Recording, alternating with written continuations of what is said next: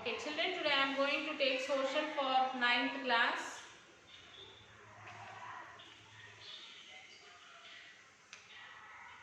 Fifteenth lesson.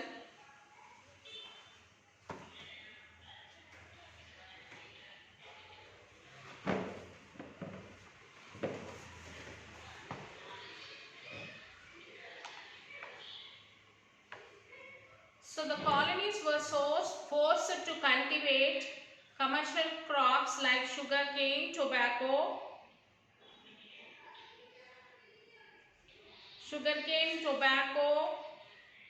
or cotton, so which were sold cheaply to the dominant countries.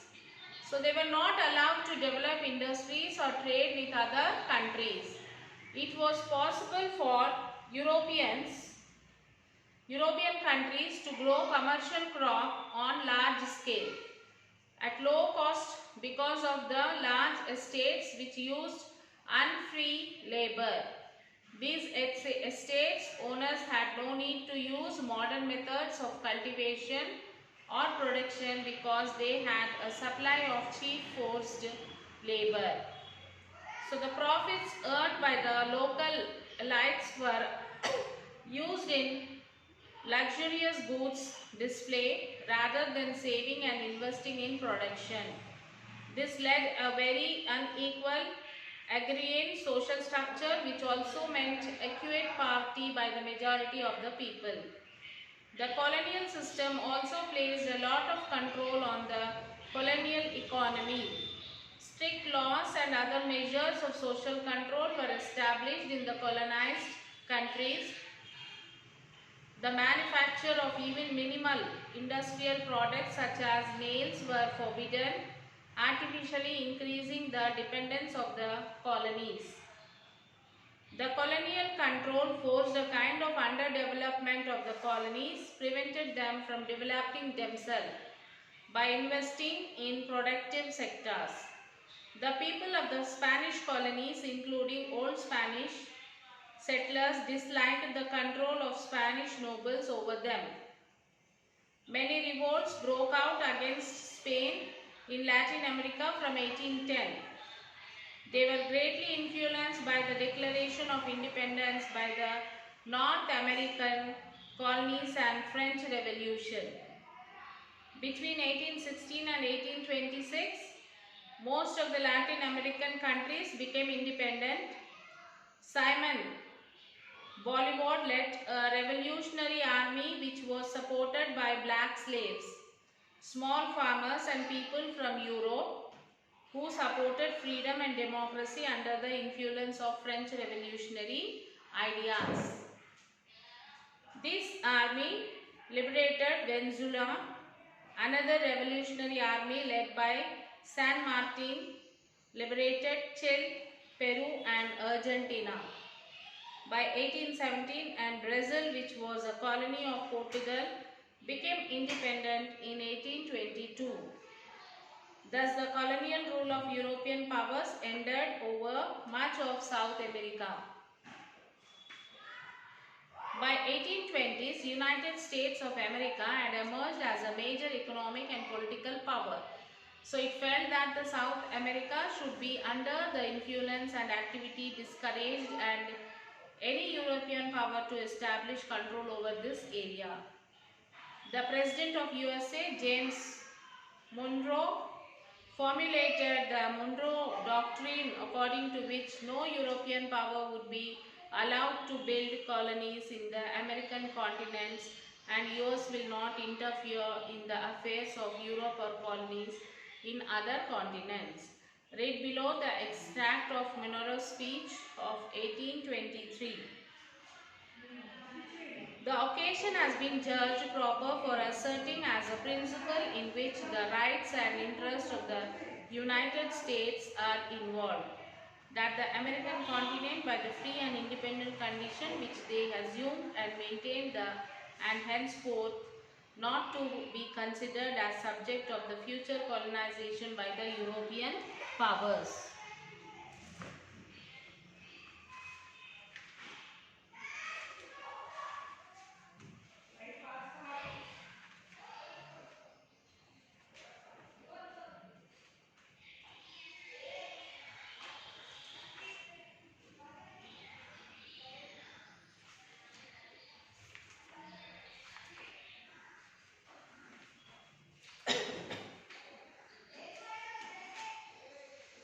So, after Columbus, the Spanish government sent several expeditions to conquer America and plunder it. So, Cortes, a Spanish conqueror, led an expedition to massacre the people and plunder Mexico. Pizarro plundered and conquered Peru. They needed servile labor to do the work, and so began to transport large number of African slaves. Spanish and Portuguese languages are considered all shoots of Latin. These countries are called Latin American countries. The colonial system also placed a lot of control on the colonial economy. Between 1816 and 1826, most of the Latin American countries became independent. San Martin liberated Chile, Peru and Argentina. Brazil got independence from Portugal in 1822. By 1820s, United States of America had emerged as a major economic and political power. The President of USA, James Monroe, formulated the Monroe Doctrine. The European companies had established trading ports in different parts of cities in India. So Indonesia became independent after the World War along with India. This opinion was smuggled illegally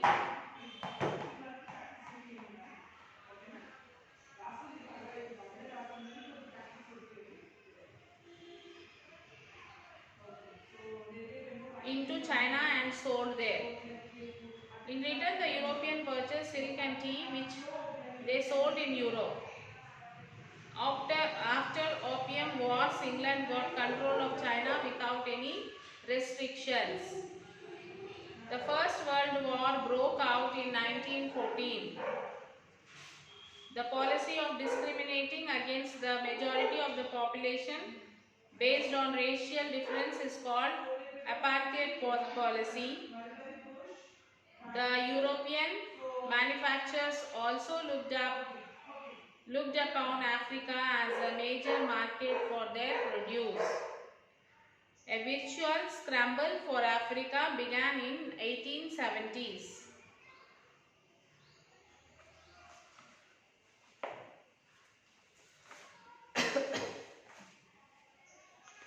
So the occasion has been judged proper for asserting as a principle in which the rights and interests of the United States are involved.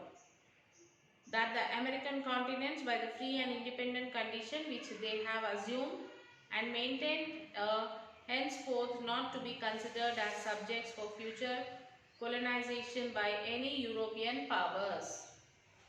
You may note that Monroe was not supporting the right of the American colonies to freedom but asserting the rights and interests of US.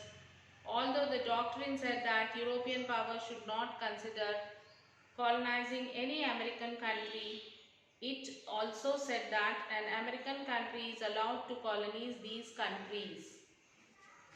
So Britain, which had a powerful navy, supported the Monroe Doctrine. Britain was taken that the American colonies were not under political control of any European power, so that they would be free to trade with England and purchase its industrial goods. Thus, even though the direct colonial rule ended, many aspects of the old colonial rule remained. Thus, the Latin American countries had a special social system which consisted of very large landlords on the one hand, and a large number of slaves, semi-slaves and poor small frame farmers on the other hand.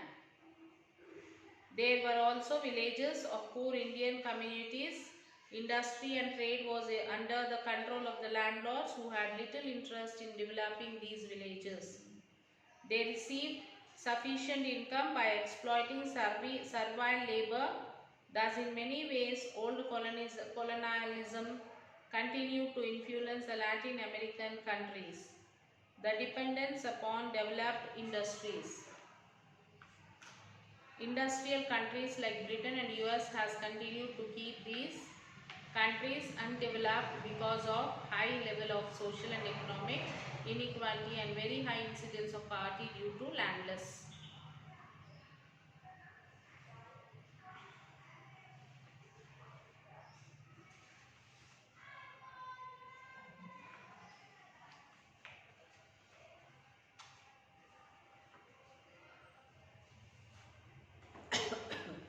So most countries of Asia like India, China and Japan were different from Latin American countries in many ways. So most of the countries like Asia, India, China, Japan were different from Latin America in many ways. Most of the Asian countries were densely populated by prosperous peasant communities. As India is a densely populated country with the peasant communities. They were governed by power empires that had vast armies. Thus, when the European powers tried to attack the Mughal Empire, they were repeatedly defeated by Mughal armies.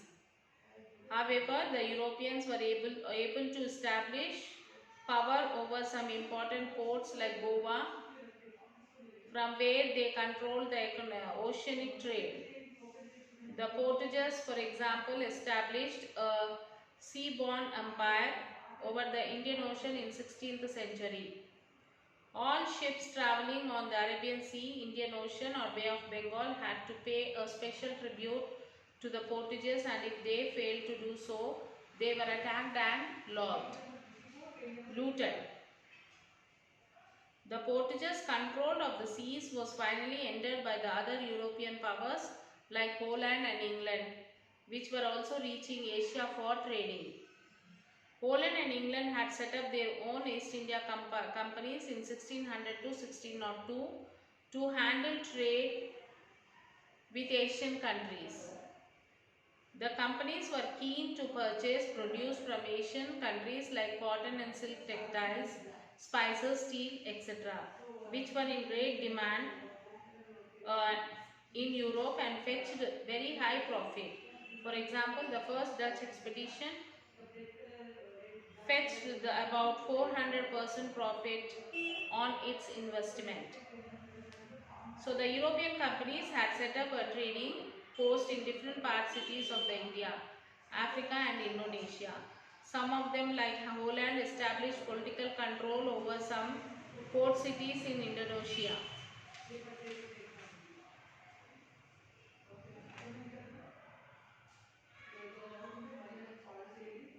This was sold in international markets by the government, which earned huge profits. As much as 25% of the Dutch government budget came from these profits. So this caused hardships for the native people who could not grow necessary food grains to get even minimum prices for their commercial produce. So this resulted in acute poverty and brutally suppressed. This policy was criticized by many people in Holland. Okay, China, like India, was one of the most populated countries of the world and had a powerful empire. China is also like India, which is most powerfully populated countries. It was also farther east of India, and the Europeans could not control it in the way they could conquer. So Latin America or Indonesia, Chinese rulers realized that it was dangerous to allow Europeans to trade freely in China. So they permitted them to trade only in one city with specific traders only.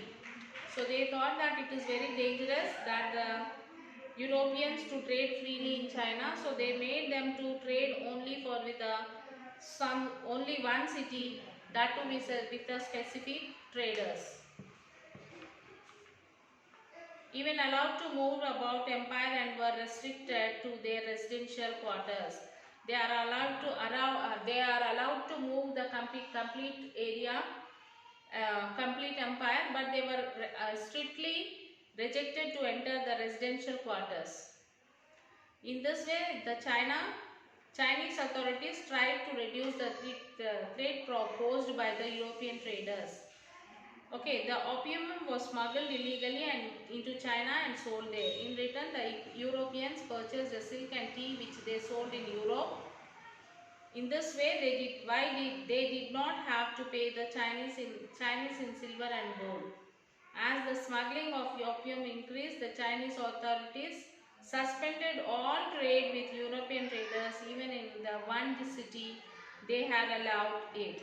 This led to what was called the Opium Wars, which were fought between China and England between 1839 to 42. The war was supported by the other European powers, China, defeated by England, which imposed a series. Okay, with this began the loss of independence of China, even though the European emperor's role continued till 1911. We can see that unlike India or the Latin American countries, China was not under direct political control of any European power. You may remember that England was not the only country to trade with China. Other European countries like France, Germany and Russia, etc. forced the China government to recognize central part of China as area of special influence of kind of partitioning of China without actually doing so. The China was controlled economically and politically not by one country but by several European countries itself. Japan had a political revolution in 1886 and had began rapid. Could get cheap raw materials and could sell its industrial products. It started a war against China in 1894 to 95 and forced China to give up much territory and pay damage to the Japan. So colonialism in Africa till the middle of the 19th century, the Europeans had little interest in established colonial power in Africa. Between the 16th and early 19th century, they used Africa for slaves.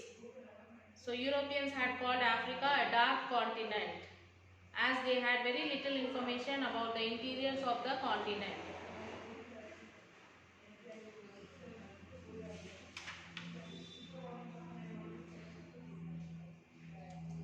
So after 1850, industrialization increased in different countries of Europe like England, France, Belgium, Germany, Italy, etc. They desperately needed markets for their products in Africa. They now realized that Africa had many important industrial raw materials to offer like copper, tin, rubber, palm tree oil, cotton, tea, cocoa, etc. Okay, in 1866, King Leopold II of Belgium secretly sent an explorer, Stanley, to the Congo region in Africa. Stanley made threats with the several African chiefs and persuaded them to give up their territories to him. Further, he added the kingdom of Katanga by killing his king by 1882. Leopold's African territories grew up to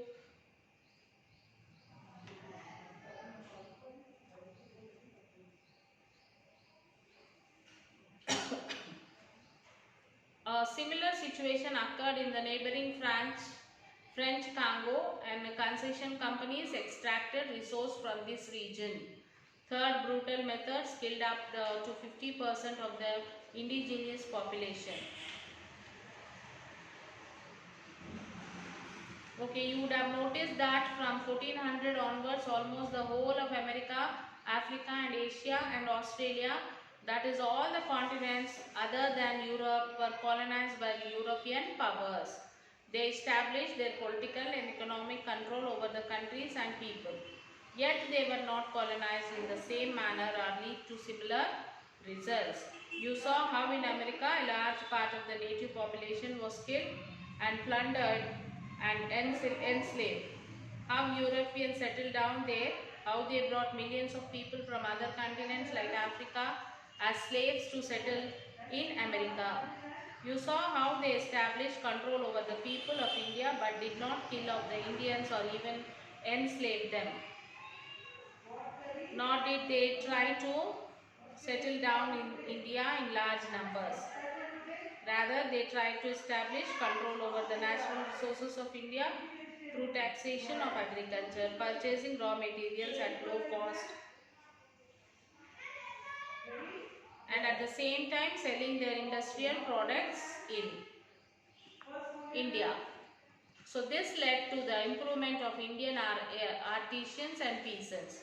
Millions of them died in famines, and a lakh of them had to go to plantation in Southeast Asia, West Indies, Africa, etc. to work as a bonded laborers there. Europeans did not even establish complete political control over China, but established spheres of influence where they could trade freely. The European powers thus changed the economic and social lives of the people of the colonies in such a way as to suit the needs of European powers. However, at the same time, they could not stop any new ideas of freedom and democracy and nationalism from reaching the colonies. These ideas gave the people of the colonies a new power and identity with which to fight colonialism and eventually win the freedom. So this is what about the lesson, children, and now it's a time for you to write the question answers in your class workbook.